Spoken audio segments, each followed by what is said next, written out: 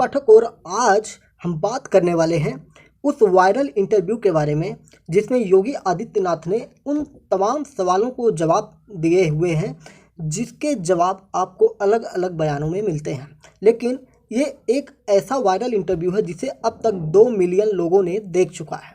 2 million से ज़्यादा लोगों ने इसे यूट्यूब पर देखा हुआ है और पता नहीं कितने लोगों ने पॉडकास्ट के माध्यम से अन्य प्लेटफॉर्म पर सुना है या अन्य जगहों पर देखा है। केवल और केवल ANI के यूट्यूब चैनल पर ये पॉडकास्ट योगी आदित्यनाथ वर्सेस स्मिता प्रकाश, यानी कि योगी आदित्यनाथ का इंटरव्यू स्मिता प्रकाश ने ANI की चीफ एडिटर्स के रूप में ये जानी जाती हैं।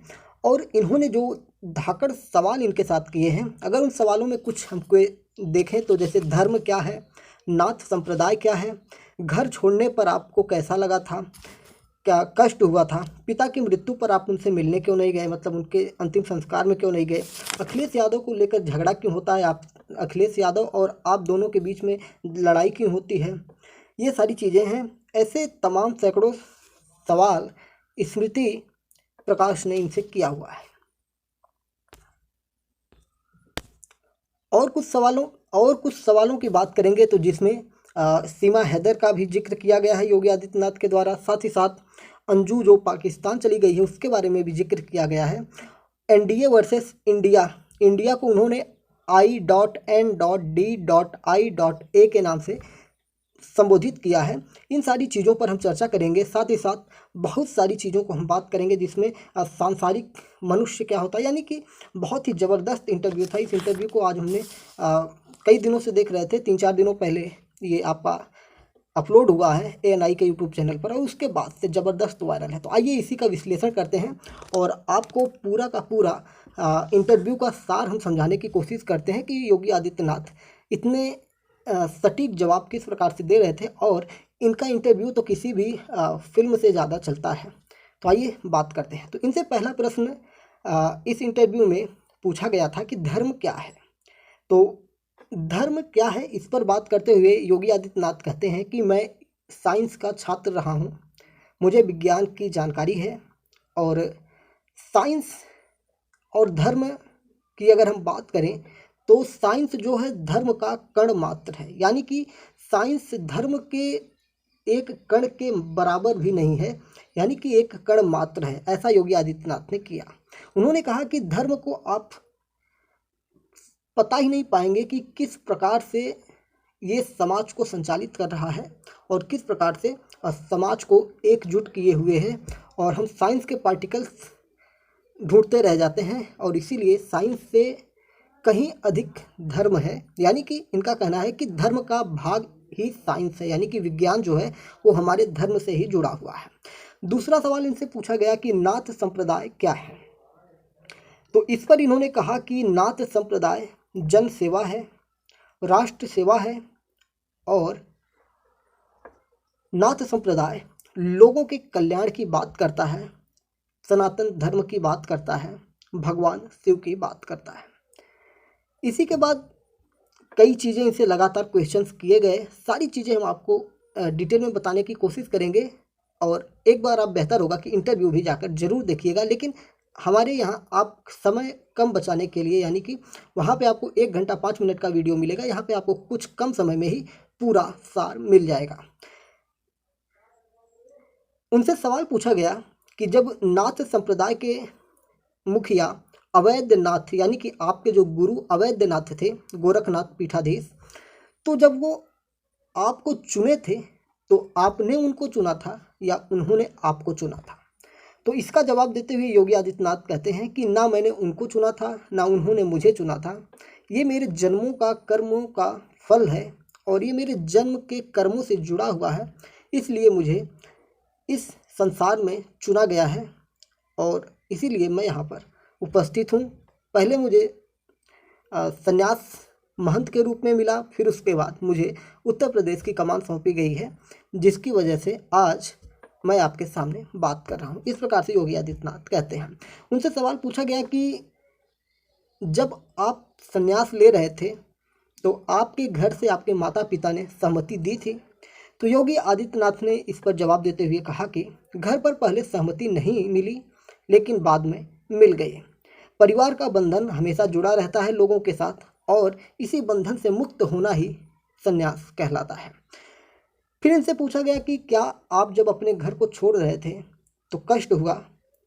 तो योगी आदित्यनाथ ने इसको इतने बढ़िया से पिरोया, इतने अच्छे तरीके से इसके जवाब दिए इन्होंने कहा कि जीवन में आगे बढ़ने के लिए बंधनों को तोड़ना पड़ता है।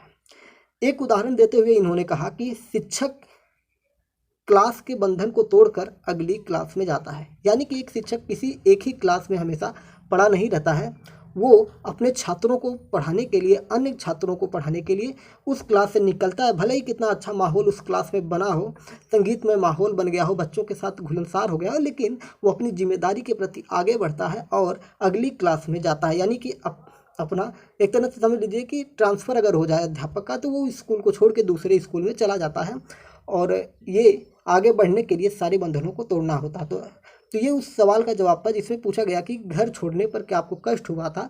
तो ये इस प्रकार से ये बताना चाहते थे कि आगे बढ़ने के लिए बंधनों को, मोह माया को छोड़ना पड़ता है। फिर इनसे पूछा गया, जो क्वेश्चन चल रहा था धर्म क्या है, फिर उस पर बात लौट कर आती है।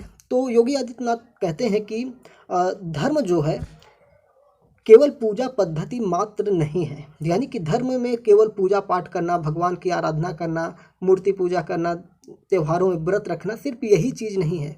धर्म का तात्पर्य होता है समग्र जीवन की पद्धति को जीना। यानी कि धर्म क्या है? एक जीवन को संचालित करने वाला नियम होता है, एक जीवन को चलाने वाला, एक जीवन के लक्ष्य को आगे बढ़ाने वाला धर्म होता है।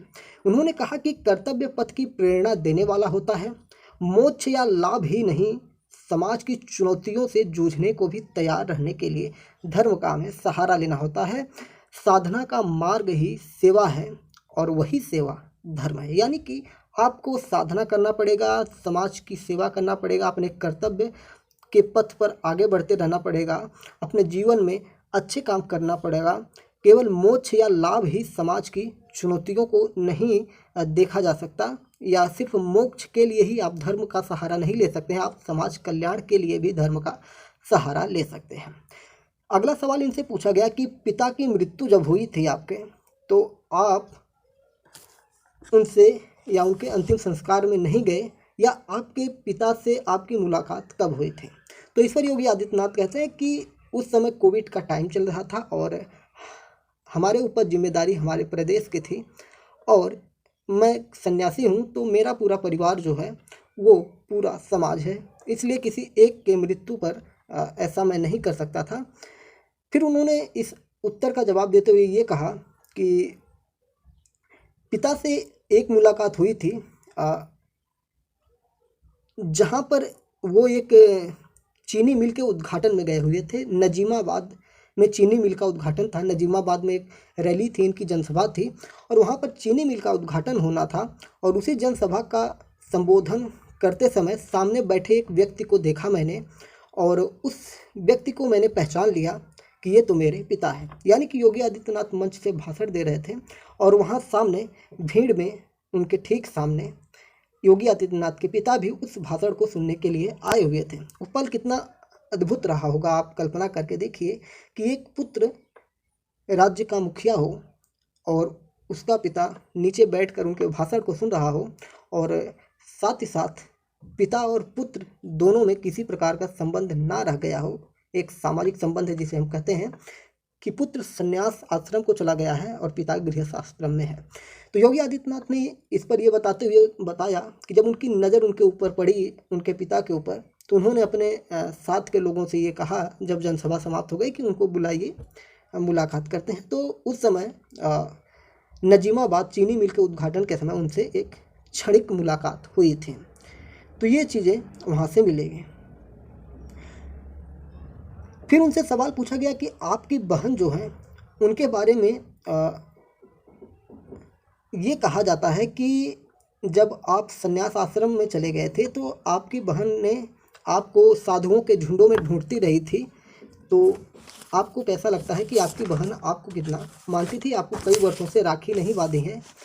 तो इस पर योगी आदित्यनाथ कहते हैं कि ये स्वयं याद करने की बात है। यानी कि कहते हैं कि उनकी बहन को एक तरह से कहते हैं कि उनकी बहन को ऐसी बातें समाज में नहीं बतानी चाहिए, क्योंकि वो एक समय था जब ये संत बनकर निकले थे और उस समय सबको दुख हुआ था, उनके माता पिता को दुख हुआ था, उनकी बहन को दुख हुआ था। तो इन चीज़ों को सार्वजनिक अब नहीं करना चाहिए, यानी कि स्वयं याद रखें, किसी को बताएं नहीं, ऐसा इनका कहना था। एक लाइन में इन्होंने ये जवाब दिया था। फिर उनसे एक तीखा सवाल किया गया उनकी बहन को ही लेकर। उनकी एक बहन है जो चाय की दुकान चलाती हैं। तो उनसे पूछा गया कि एक अखबार में आर्टिकल छपा हुआ था जिसमें उनसे कठिन सवाल पूछे गए थे उनकी बहन से कि आपको शर्म नहीं आती है, इन हालातों में रहते हैं और आपके भाई मुख्यमंत्री हैं। तो इस पर उनकी बहन ने ये जवाब दिया था कि मैं गरीब हूँ, ये मेरा नसीब है, शर्म तो तब आनी चाहिए जब कोई गंदा काम कर रहे हो। तो इस प्रकार से उनकी बहन ने ये जवाब दिया था उस पत्रकार को, जिन्होंने भी ये प्रश्न उनसे कठोर शब्द पूछे थे कि आपको शर्म नहीं आती है। यानी कि आप एक उत्तर प्रदेश यानी कि भारत के सबसे बड़े राज्य के जो जनसंख्या में सबसे बड़ा राज्य है, उसके मुखिया की आप बहन हैं और आप चाय बेचती हैं, तो आपको शर्म नहीं आती है। तो उनकी बहन ने इसका जवाब यही दिया था कि मैं गरीब हूँ तो ये मेरा नसीब है, शर्म तो तब आनी चाहिए जब कोई गंदा काम किया जाए। यानी कि मैं कोई गंदा काम तो कर नहीं रही हूँ, तो मुझे शर्म किस बात की आए। और स्वयं की मेहनत से संतुष्ट हो सबसे बड़ा योगी है। ये बात योगी आदित्यनाथ कहते हैं कि उनकी बहन जो कह रही हैं वो सच कह रही हैं कि स्वयं की मेहनत से जो चीज़ें प्राप्त होती हैं, यानी कि उनकी बहन चाय बेचकर या दुकान चलाकर जो भी पैसे कमाती हैं उससे अपने परिवार का खर्चा निकालती हैं, तो ये उनकी संतुष्टि है। और वो गृहस्थ आश्रम में रहकर भी एक योगी जैसा कार्य कर रहे हैं। यानी कि अपनी ईमानदारी से अगर आप गृहस्थ आश्रम को चला रहे हैं तो वो भी एक संन्यास के पथ पर ही जाना माना जाता है। और योगी आदित्यनाथ इस पर एक और बात कहते हैं कि दूसरी की मेहनत यानी कि दूसरों की मेहनत से प्राप्त किया हुआ धन डकैती के समान होता है, बहुत निंदनीय होता है और ऐसा कर्म नहीं करना चाहिए। यानी कि इनका सीधा सा एक तरह से कटाक्ष भी एक तरह से आप समझ सकते हैं कि अन्य राजनेताओं के कि जिनके परिवार के लोग किसी के घर का कोई सांसद या विधायक बन जाता है या राजनीतिक क्षेत्र में होता है तो उसका लाभ उठाकर ज़मीनें खरीद लेना, बड़े बड़े होटल्स चलाना या पैसों की एक तरह से चोरी कर लेना डकैती के समान इन्होंने माना। और इन्होंने कहा कि सांसारिक मनुष्य जो है, शास्त्र के अनुसार इसमें यह कहा गया है कि जो सांसारिक मनुष्य है वह त्रुटि करेगा यानी कि गलती करेगा तो हमेशा भ्रमित रहेगा, भटकता रहेगा। और उसके मतलब इन्होंने ये कहा कि जो सांसारिक मनुष्य समाज में रहता है, समाज में लोग रहते हैं, उनके बारे में शास्त्रों में कुछ बातें कही गई हैं, उन बातों को यहाँ पर वो बता रहे हैं। तो उन्होंने कहा कि पहली बात ये कही है कि वह त्रुटि करेगा यानी कि गलती करेगा। दूसरी बात कहते हैं कि हमेशा भ्रमित रहेगा यानी कि हमेशा भ्रम में रहेगा।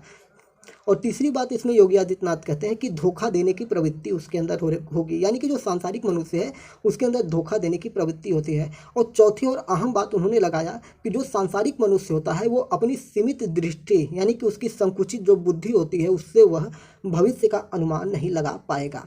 ऐसा योगी आदित्यनाथ ये चार बातें कोट करते हैं सांसारिक मनुष्य के बारे में। तो यहाँ पर देखिए ये पॉडकास्ट इसीलिए वायरल हुआ है कि यहाँ पे सिर्फ राजनीतिक बातें नहीं हो रही हैं, यहाँ पे सांसारिक, आध्यात्मिक, राजनैतिक और सामाजिक बातें की जा रही हैं, जिस वजह से ये मिलियंस ऑफ व्यू कमा रहा है। और इसी वजह से हमने भी इस टॉपिक को लिया हुआ है कि जिससे कि आपको भी समझ में आ जाए कि जो चीज़ें वहाँ पे आप नहीं समझ सकते हैं, क्योंकि योगी आदित्यनाथ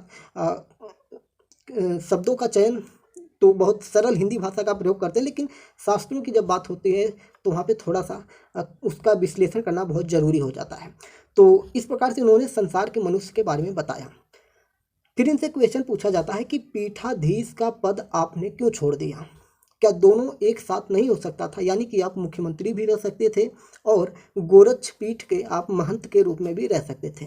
तो योगी आदित्यनाथ ने इसका बहुत ही प्यारा सा जवाब दिया। उन्होंने कहा कि मुझे महंत के पद को छोड़ने की कोई बाध्यता नहीं थी, यानी कि वो मुख्यमंत्री का भी काम कर सकते थे और महंत का भी काम करते थे। लेकिन उन्होंने कहा कि समाज का एक दायित्व मिला था जिसकी वजह से उन्हें उस पद को छोड़कर समाज को पूर्ण रूप से उसमें अपने आप को लगाने की बात की है उन्होंने। और इसी तरह से उन्होंने कुछ बातें और निकल के आती हैं, तो वो नारद जी का जिक्र भी करते हैं यानी कि उनके भगवा ड्रेस को लेकर बातें होती हैं कि आप भगवा पहनते हैं तो आप मुख्यमंत्री ऑफिस में जाते हैं, वहाँ पे ड्रेस कोड है कि नहीं, आप भगवा पहनकर ऑफिस में चले जाते हैं। और नेताओं का ड्रेस कोड की बात करें तो धोती कुर्ता हुआ, पैजामा हुआ, इस प्रकार की बातें होती हैं।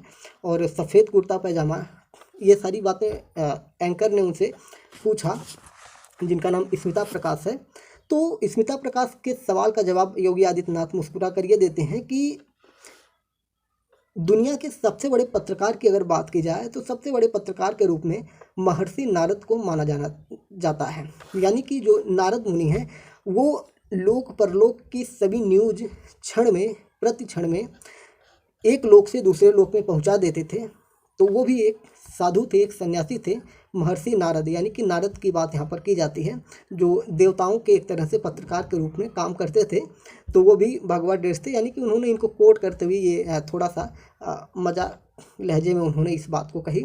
और उन्होंने कहा कि ड्रेस कोड सीएमओ में कोई ऐसा नहीं है, वहाँ पर अपने हिसाब से लोग कपड़े पहन के आते हैं। लेकिन ये ड्रेस कोड जो है, यानी कि भगवा वस्त्र जो है, एक चैलेंज के समान है। तो पत्रकार स्मृति प्रकाश उनसे फिर कहती हैं कि जो ये भगवा वस्त्र है ये चैलेंज किस प्रकार का है। तो इन्होंने कहा योगी आदित्यनाथ ने कि जो चैलेंज है, इसमें चैलेंज की अगर बात करेंगे तो इसको पहनने के बाद आपको सही मार्ग पर चलने की प्रेरणा मिलती है, यानी कि आप गलत मार्ग पर नहीं जा पाते हैं। फिर उसके बाद पत्रकार स्मिता प्रकाश ने ये क्वेश्चन पूछा कि अखबारों में आपको हिंदू नेता, यानी कि भगवाधारी हिंदू नेता के रूप में देखा जाता है, यानी कि सिर्फ आप हिंदुओं के नेता हैं। तो योगी आदित्यनाथ ने इस पर करारा जवाब इस प्रकार से दिया कि उन्होंने कहा कि 2017 से पहले उत्तर प्रदेश में ढेर सारे दंगे होते थे, और आप ये बताइए कि 2017 के बाद उत्तर प्रदेश में ऐसा कोई दंगा हुआ हो जिसमें हिंदू मुस्लिम आपस में लड़ाई किए हों, मारे गए हों, या हिंदू मरे हों या मुस्लिम मरे हों, ऐसा आप बताइए। और उन्होंने कहा कि अगर आप मतलब जो क्वेश्चन था कि हिंदुत्व वाली छवि है आपकी, हिंदू नेता हैं, तो उन्होंने कहा कि अगर कोई संपत्ति लूटे, कोई गुंडागर्दी करे, बेटियों की सुरक्षा के साथ खिलवाड़ करे, कोई बाजार बंद करवाए, तो ये यूपी में ऐसा नहीं हो चलेगा। वो चाहे किसी जाति धर्म मजहब का हो, उसके साथ उसी हिसाब से पेश आया जाएगा जिस प्रकार से हमारा संविधान हमें इजाज़त देता है। यानी कि वही बात है, वो अपना बुलडोजर वाली बात कर रहे थे इनडायरेक्टली। उन्होंने कहा कि 2017 से पहले उत्तर प्रदेश की पहचान जो थी वो बहुत ही संकट में पड़ चुकी थी। यानी कि यहाँ पे गुंडागर्दी, चोरी, लूट खसोट और भ्रष्टाचार जैसी बातें हो रही थी, महिलाओं का सम्मान नहीं था। और आज के समय में ये है कि अगर महिलाओं के साथ कोई गलत करने की कोशिश भी करता है तो महिलाएं उनसे स्वयं निपट लेती हैं, क्योंकि उनको विश्वास है कि हमारे साथ उत्तर प्रदेश की सरकार खड़ी हुई है। और वो आज कहीं बाहर जाकर पढ़ाई ना करके वो अपने घर से ही स्कूल में जाकर पढ़ाई कर रही हैं, यानी कि अपने घर से अप डाउन कर रही हैं। इस प्रकार से इन्होंने ये कही। और महिलाओं के बारे में भी कहा कि उनकी महिलाओं की भर्तियां जो होती हैं, यानी कि जो वैकेंसी आती है गवर्नमेंट जॉब में, उसमें महिलाओं की भागीदारी भी सुनिश्चित की गई है। तो ये सारी बातें लगातार ये करते रहते हैं। और उनसे फिर जब एक सवाल और पूछा गया जिसमें कहा गया कि आप बार बार ये कहते हैं कि एक हाथ में माला और दूसरी हाथ में भाला, तो ये किस प्रकार की बात होती है? आप संत समाज से आते हैं और आप मार काट की बात करते हैं, यानी कि माला और भाला की बात करते हैं। तो इस प्रकार से योगी आदित्यनाथ इस सवाल का जवाब देते हुए एक संस्कृत के श्लोक का बात करते हैं, जिसे में कहते हैं कि शस्त्रेण रक्षते राष्ट्रे शास्त्र चिंता प्रवर्तते। एक बार और सुनिए, शस्त्रेण रक्षते राष्ट्रे शास्त्र चिंता प्रवर्तते, यानी कि कानून का राज होना चाहिए और कानून को बंधक नहीं होना चाहिए। यानी कि कानून के हाथ खुले होने चाहिए और कानून सज्जनों के लिए संवेदनशील होनी चाहिए और दुर्जनों के लिए कठोर और उनके ऊपर लगाम लगाने की कोशिश करनी चाहिए। इस प्रकार की बात योगी आदित्यनाथ करते हैं। उन्होंने कहा कि एक हाथ में माला और दूसरे हाथ में भाला की बात ये होती है कि शासन की जो रणनीति होती है वो सज्जनों के लिए संवेदनशील होनी चाहिए और दुर्जनों के लिए कठोर होनी चाहिए। और सबसे ज़्यादा मज़ेदार बात ये कहते हैं कि इनसे एक और क्वेश्चन किया गया कि कानून मानव के लिए होता है, दानव के लिए नहीं होता है। तो इस प्रकार की बात पर योगी आदित्यनाथ कहते हैं कि कानून ठीक है, होना चाहिए मानव के लिए ही है, दानव के लिए नहीं होना चाहिए। लेकिन अगर आप जंगल में जाते हैं और शेर शिकार करता है, आपको पता है, लेकिन जब आप शेर के पास जाएं और उससे कहें कि अ, तुम मुझे मत मारो, मैं तुमको रोटी खिलाऊंगा, यानी कि शेर महाराज शिकार मत करिए, आपको हम रोटी खिलाएंगे। अगर आप ऐसा जाकर शेर से कहेंगे तो क्या आपको वो छोड़ देगा, आपके ऊपर हमला नहीं करेगा? इसका मतलब योगीनाथ ये कहना चाह रहे थे कि ये नेचुरल व्यवस्था है, यानी कि प्राकृतिक व्यवस्था है, यहाँ दंड का प्रावधान कानून तय करेगा। ये बात यहाँ पर निकल के आती है। फिर उनसे सवाल पूछा जाता है कि सीएम कैसे तय कर सकते हैं कि किसी को गाड़ी पलट दी जाए, किसी को मार दिया जाए, और आप तो बुलडोज़र वाले बाबा के नाम से फेमस हो गए हैं और आपकी नकल भी अन्य राज्य कर रहे हैं, जैसे बुलडोज़र वाले मामा हो गए। हरियाणा में भी अब लगातार ऐसे कार्यवाहियाँ हो रही हैं। देश के अन्य मुख्यमंत्री भी इसका, और विपक्षी दलों के मुख्यमंत्री भी अब बुलडोज़र का सहारा लेने लगे हैं। तो ये कैसे कोई मुख्यमंत्री तय सकता है कि किसी को ये सज़ा देनी है? तो योगी आदित्यनाथ इस पर एक ही जवाब देते हैं, कहते हैं कि शांति बनी रहनी चाहिए, यानी कि शांति बनाने के लिए हमें कोर्ट का इंतज़ार नहीं करना है, अगर ज़रूरत पड़े तो गाड़ी पलट दी जाएगी, ऐसा योगी आदित्यनाथ कहते हैं। उनका तात्पर्य ऐसा निकल के आता है। फिर उनसे ये पूछा जाता है कि क्या मुस्लिमों पर ही बुलडोज़र चलता है? तो योगी आदित्यनाथ ये कहते हैं कि मुस्लिम पर बुलडोज़र अगर चला है तो कोई ये आकर बता दे कि किसी निर्दोष के ऊपर चला हो या किसी निर्दोष का घर तोड़ा गया हो, ये सारी बात है। तो उनसे ये एक सवाल और पूछा गया कि क्या घर तोड़ना ज़रूरी है? तो योगी आदित्यनाथ इस पर जवाब देते हुए कहते हैं कि सरकारी संपत्ति को वापस ली जा रही है, यानी कि किसी को घर को तोड़ा जा रहा है तो उसके घर का उतना ही हिस्सा तोड़ा जा रहा है जितना उसने अतिक्रमण करके बनाया हुआ है, किसी की रजिस्टर्ड ज़मीन को नहीं तोड़ी जा रही है।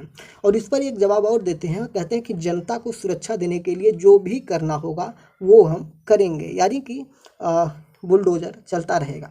फिर उनसे पूछा गया कि जो सबसे चर्चित केस था उमेश पाल हत्याकांड प्रयागराज, जिसमें सरेआम उसमें अतीक अहमद के गुर्गों द्वारा उमेश पाल को गोलियों से छलनी कर दिया जाता है।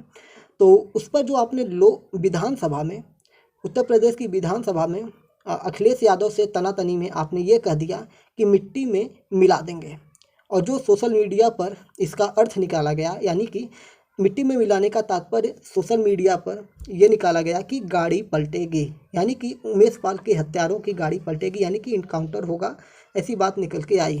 तो योगी आदित्यनाथ ने फिर इसका एक ही जवाब दिया कि जनता को सुरक्षा, और उमेश पाल को अगर मार दिया गया है, किसी वकील को सरेआम मार दिया जाता है, तो उसके हत्यारों के साथ हम बहुत ज़्यादा नरमी नहीं बरतने वाले हैं। फिर उनसे पूछा गया कि मिट्टी में मिला देंगे, जो जवाब आपने दिया था इसका संदेश अलग ही निकल के गया था सोशल मीडिया पर, क्या आप इसको वापस लेना चाहेंगे? पत्रकार का ऐसा पूछना था। तो योगी आदित्यनाथ ने कहा बिल्कुल भी नहीं, ये जो हमने कहा था उस पर हम अटल हैं, और वो ये बातें अखिलेश यादव को उनके सवाल का जवाब देते हुए हमने कहा था कि मिट्टी में मिला देंगे, तो वैसा हो भी गया, इस प्रकार का उनका कहना था। फिर उनसे क्वेश्चन किया गया एनडीए और इंडिया के बारे में हमने वीडियो बनाया है, जिसे हज़ारों लोगों ने देख लिया है। आप भी अगर नहीं देखे तो जाकर देख सकते हैं कि इंडिया क्या है और एनडीए क्या है।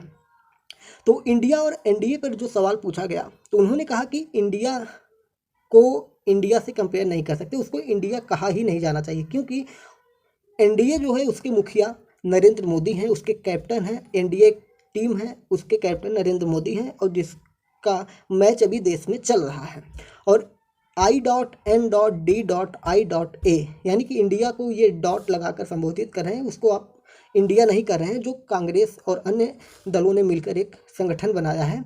योगी आदित्यनाथ ने कहा कि इन्होंने सिर्फ एक चोला पहना हुआ है इंडिया नाम का, ये लोग बहरूपिया हैं। फिर उसके बाद इनसे मणिपुर पर सवाल पूछा गया, जिसमें महिलाओं के वीडियो वायरल हुए थे, जिसमें महिलाओं के साथ अभद्रता की गई थी, उनको निर्वस्त्र करके उनका परेड करवाया गया था। तो उस पर योगी आदित्यनाथ कहते हैं कि जिस प्रकार से जम्मू कश्मीर में शांति बहाल हुई है, उसी प्रकार से मणिपुर में भी ये शांति बहाल हो जाएगी, और वहाँ पर बीजेपी की सरकार है और उस पर ये काबू पा जाएंगे।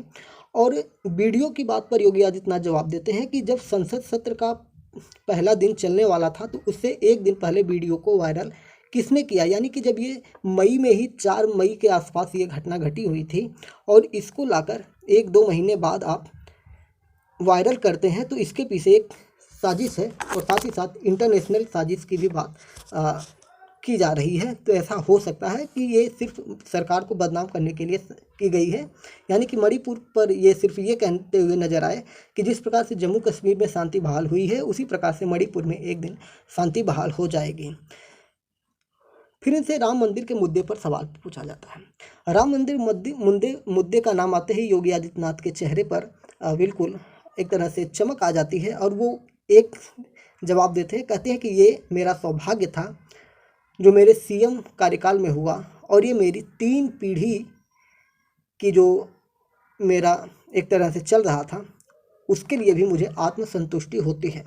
तो पत्रकार स्मृति प्रकाश थोड़ा आश्चर्यचकित होकर इनसे पूछते हैं कि 3 पीढ़ी, तो 3 पीढ़ी से मतलब क्या है। तो योगी आदित्यनाथ इस पर जवाब देते हुए कहते हैं कि 3 पीढ़ी का तात्पर्य ये हो जाता है कि 1949 में दादा गुरु दिग्विजय नाथ जी ने राम मंदिर में जब सबसे पहले राम का प्रकटीकरण हुआ था, रामलला का प्रकटीकरण हुआ था, तो उस समय जो नेतृत्व था, आंदोलन का नेतृत्व था, लोगों का जो सहयोग था, उसमें इनके दादा गुरु दिग्विजय नाथ जी ने किया हुआ था।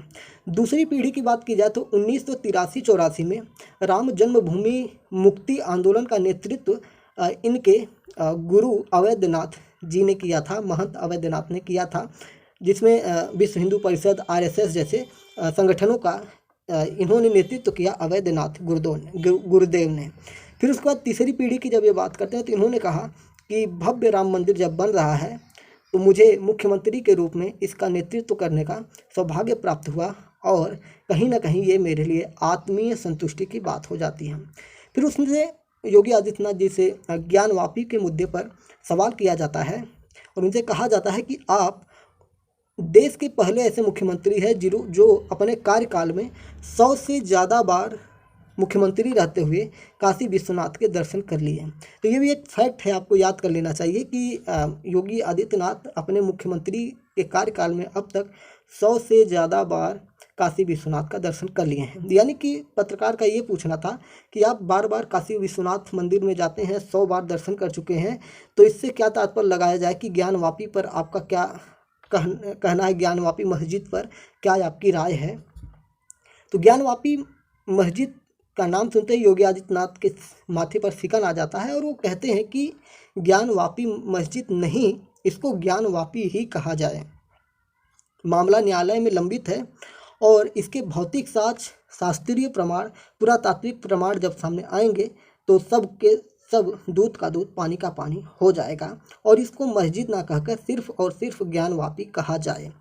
और इसके बाद ये भी कहते हैं कि मुस्लिम समाज को खुद आगे बढ़कर यहाँ पर आना चाहिए और अपने पूर्वजों द्वारा जो ऐतिहासिक गलती हुई है उनको स्वीकार कर लेना चाहिए और उनको ये भी जान लेना चाहिए कि ज्ञानवापी एक मंदिर ही है और उसमें अगर मंदिर ना होती तो गैर इस्लामिक चीज़ें जैसे मूर्ति, त्रिशूल, ये सब देखने के बाद भी ये लोग अगर ढोंग कर रहे हैं, यानी कि सिर्फ इस्लामिक मस्जिद होने का दावा कर रहे हैं और उसके अंदर इस प्रकार से मूर्ति, त्रिशूल देखने के बाद भी ढोंग रचा रहे हैं, तो ये इनकी सबसे बड़ी मतलब गलती होगी। और ये सारी चीज़ें ये कहते हैं, यानी कि इनका ये कहना है कि मुस्लिम समाज खुद सामने आए और वो इस मस्जिद यानी कि ज्ञानवापी को हिंदुओं को सौंप दे, नहीं तो कोर्ट का काम चल रहा है तो प्रमाण के ऊपर सारा फैसला हो जाएगा। फिर इनसे सीमा हैदर और अंजू के बारे में बात की जा रही है कि सीमा हैदर जो पाकिस्तान से भारत आई हुई है नोएडा में, और अंजू जो है उत्तर प्रदेश की अंजू जो पाकिस्तान चली गई है, वहाँ पे वो उसने इस्लाम यानी कि एक मुस्लिम व्यक्ति से शादी कर ली है और सीमा हैदर जो है यहाँ पे आकर एक हिंदू व्यक्ति से शादी कर ली है। तो इस पर योगी आदित्यनाथ की टिप्पणी जानना चाहा पत्रकार महोदय ने, तो योगी आदित्यनाथ ने इसमें कहा कि ये एजेंसी इन सारी चीज़ों पर नज़र बनाए हुए है और इन सारी चीज़ों की जांच हो रही है और जैसा होगा वैसा आपको अवगत हो जाएगा। यानी कि सीमा हैदर और अंजू की सुरक्षा पर अंजू के बारे में जो बातें हो रही थी उसमें कहा गया योगी आदित्यनाथ के द्वारा कि इसमें सुरक्षा एजेंसियां इसको देख रही हैं और क्या होगा सब कुछ सामने आ जाएगा। फिर इनसे ये कहा जा रहा था कि कुछ लोग हैं जो ये कहते हैं, यानी कि एक नेता हैं समाजवादी पार्टी के अबू आजमी जो एक मंच से या किसी इंटरव्यू में ये कह रहे थे कि हमारे इस्लाम में किसी वंदे मातरम या इन सारी चीज़ों की कोई जगह नहीं है, हम किसी और के सामने नहीं सर झुका सकते हैं। तो ये बातें जब इनसे पूछी गई योगी आदित्यनाथ से, तो इसमें ये योगी आदित्यनाथ का जवाब दिया गया कि देश में अगर रहना है, आप अपने मन से कुछ भी मत सोच लीजिए, ठीक है। इन्होंने ये कहा कि देश में रहना है तो नेशन फर्स्ट आपको आगे रखना पड़ेगा। हम जानते हैं कि आप लोगों के दिमाग में यही चला होगा कि देश में रहना है तो योगी योगी कहना है। खैर, मैं ये कहना नहीं चाह रहा था, लेकिन ये ऐसा सोशल मीडिया पर योगी आदित्यनाथ के बारे में चलती रहती हैं खबरें। तो खैर, मैंने बोल भी दिया कि भारत में रहना है तो योगी योगी कहना है। तो इस प्रकार से इन्होंने इसी को कोट करते हुए ये कहा कि देश में रहना है तो राष्ट्र यानी कि नेशन फर्स्ट आपको करना होगा, यानी कि आपको सबसे पहले देश को आगे रखना होगा, फिर आपको अपने धर्म, मजहब, इन सारी चीज़ों को आगे रखना होगा। तो इस प्रकार से योगी आदित्यनाथ का इंटरव्यू चलता है। ये करीब 1 घंटे 5 मिनट का इंटरव्यू है, जिसको हमने 34 मिनट में आपको क्लियर कर दिया है। तो अगर आप पूरा इंटरव्यू देखना चाहते हैं तो आप जाकर ANI के यूट्यूब चैनल पर ये है, और उनके अन्य पॉडकास्ट या बहुत सारे आप यूट्यूब में ANI योगी आदित्यनाथ इंटरव्यू डालेंगे तो आपको प्राप्त हो जाएगा। इसका हमने पूरा विश्लेषण किया क्योंकि ये इतना वायरल हो गया था, तो इसमें बहुत सारी अच्छी जानकारियाँ इसमें निकल के आई। किस प्रकार से इन्होंने धर्म के बारे में बताया, और संत का, साधु का क्या होता है, काम होता है, किस प्रकार से इन्होंने शासनिक व्यवस्था पे बात की, अखबारों में इनकी बहन के आर्टिकल की बात हुई, और पीठाधीश के पद की बात हुई, राम मंदिर की बात हुई, सीमा हैदर अंजू की बात हुई, साथ ही साथ मुस्लिमों को क्या डराया जाता है या उन पर जो बुलडोजर चलाया जाता है, इस पर बात हुई। तो सारी चीज़ें हमने बहुत ही विस्तार से आपको बताने की कोशिश की है, और बहुत सारी चीज़ें और भी हैं जिसके लिए आप उस इंटरव्यू को पूरा का पूरा देख सकते हैं। तो अगर चैनल पर नए हैं तो चैनल को सब्सक्राइब कर लीजिए। इसी तरह के करंट अफेयर और डेली न्यूज़ अपडेट के लिए बहुत सारी चीज़ यहाँ पर आपको प्राप्त होने वाली है आने समय में। तो चैनल पर नए हैं तो सब्सक्राइब करना बिल्कुल भी ना भूलिएगा, और कमेंट बॉक्स में आप भी अपने विचार साझा करिए कि योगी आदित्यनाथ ने जो इंटरव्यू ये दिया है, तो आपका योगी आदित्यनाथ के प्रति क्या विचार है, वो भी आप अपने विचारों को व्यक्त कर सकते हैं कमेंट बॉक्स में आकर। जय हिंद, नमस्कार, भारत माता की जय।